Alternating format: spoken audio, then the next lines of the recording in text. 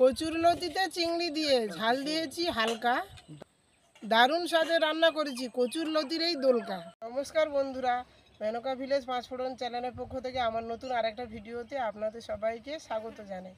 তো বন্ধুরা, আজকে চিংড়ি মাছ দিয়ে এই কচুর লতির দোলকা রান্না করে আপনাদের দেখাবো। কড়াইতে দিচ্ছি সরিষা তেল, চিংড়ি মাছটা লবণ হলুদ মাখিয়ে রেখেছিলাম দিয়ে দিচ্ছি।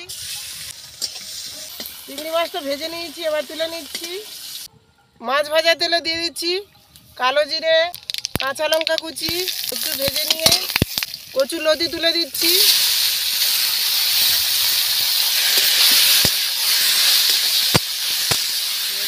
স্বাদ মতো লবণ, হলুদ গুঁড়ো, লঙ্কার গুঁড়ো দিচ্ছি, সর্ষে বাটা ভালো করে মিশিয়ে নিতে হবে।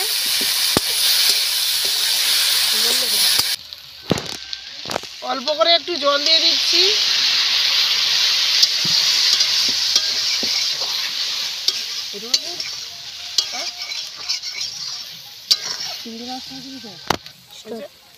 ভেজে রাখা চিংড়ি মাছটা দিয়ে দিচ্ছি।